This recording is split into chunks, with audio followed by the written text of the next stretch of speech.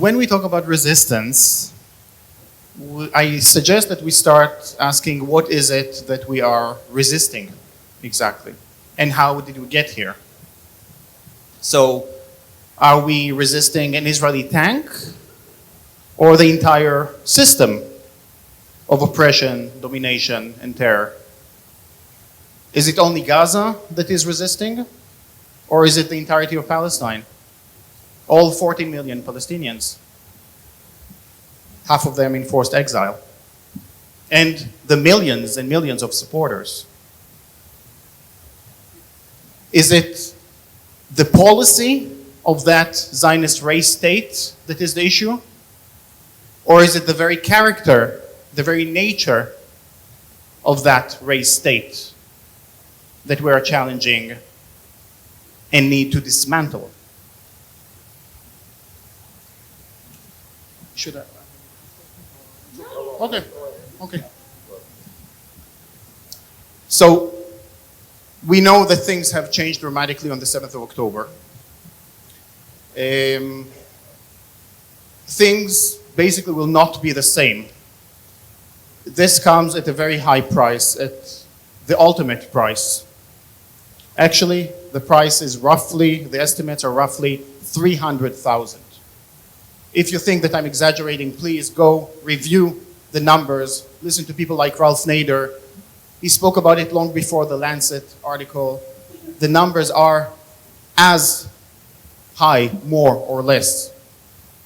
And there is some element that is trying to downplay the numbers. So we have to understand, but it's not obviously not only about the numbers.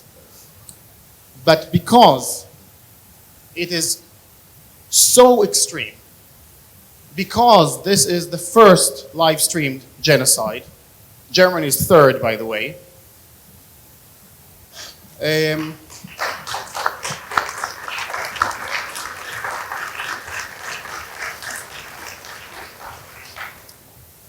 because no one can claim during this genocide that they didn't know, things have changed.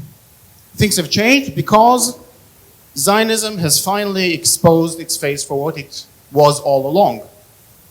But there is no going back. Now, it is for the world to see in all its ugliness, in all its depravity. And the moment that that happened, I think that there is also some opportunity. I said it comes at a very, very high cost.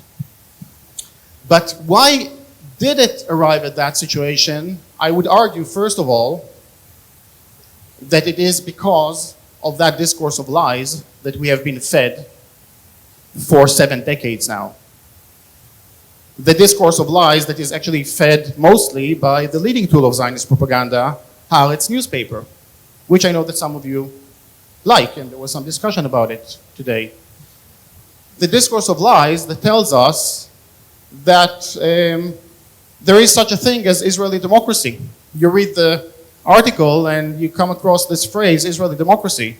If you don't burst out laughing, it means that Zionist propaganda has done a very good job on you. When you read about the Israeli left, which never ever existed. I know all the Israeli leftists. We know them by name.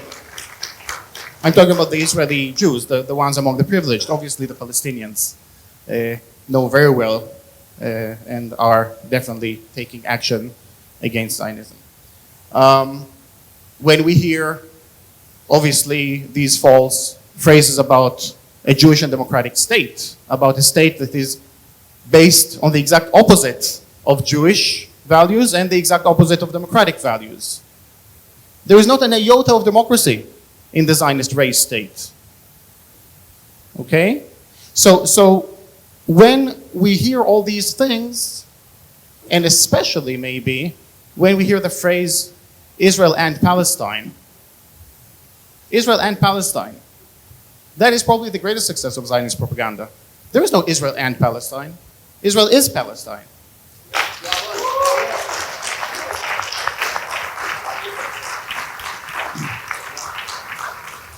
The river is Palestine, The sea is Palestine, and Akka is Palestine, and Haifa is Palestine, and Jaffa is Palestine, and Ramle is Palestine.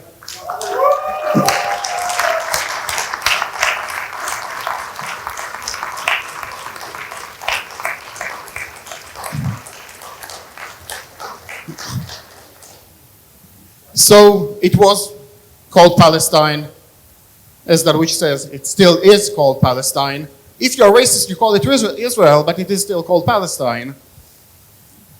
So we have to change the narrative, and the narrative, unfortunately, is changing, but unfortunately not because of our actions over the past decades. It is changing because Zionism is showing to the world what it really is all about. So that's how we got here, but we also have an opportunity. Should I stop here and carry on? Or should I say... Well, I think it's great to have the opportunity of discussion. Okay, sure. But if there is substantial things you need to say now... Okay. So when we talk about resistance, we have to understand that we are challenging the very system. It's not about tweaking the system, it's about dismantling the system. Slavery in America had to be dismantled, abolished. Apartheid in South Africa had to be abolished. Nazism and fascism had to be abolished. And so does Zionism. It will be abolished. We will dismantle Zionism. Now the question is, what do we have to do to bring that change sooner rather than later? There are several things that we can do. Obviously, the armed struggle was mentioned before. It is doable against the fourth largest nuclear superpower in the world. A little difficult, but the resistance is showing us that with their great bravery, they are achieving successes. But since we are struggling against the strongest, most powerful forces, our power, and it was also mentioned before yesterday, we are definitely the weak party, but from our basically collection of weak elements, we can be actually very strong. Our power is by demanding the very basic stuff, the very basic rights of Palestinians, by insisting on ongoing actions, by focusing our attention. And our power comes simply because we have truth and justice on our side.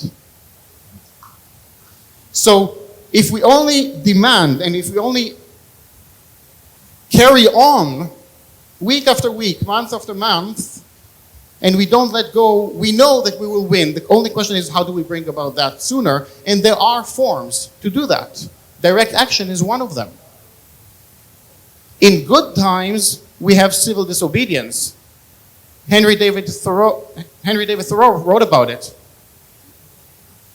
The best book ever on the duty of civil disobedience 200 years ago. Go and read it. We are not in a situation that is normal. We are in a situation that is very abnormal. So we have to take more extreme measures. Direct action is one of them. We can do that. Every one of us can do this or that to help the cause, to change the situation. And changing the situation, as what was mentioned with Palestine Action, is really going to the source, is going to these, we mentioned Elbit as a $10 billion industry. We go with $10 sledgehammers, and we literally smash up the place. And we do this over and over and over again. It requires people, a lot of people. It requires a support network. It requires to be focused. And yes, it also requires some sort of, what's the word I'm looking for? Sacrifice, or you have to give up something, put your liberty on the line. The interesting thing is that when you put your liberty on the line, it also raises a dilemma on the other side.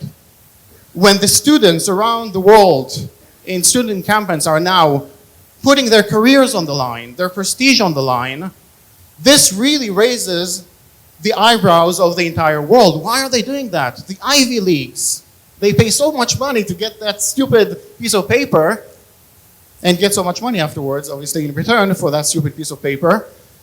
Why are they putting all of that on the line? There must be a reason, and there is a reason. There is a very good reason.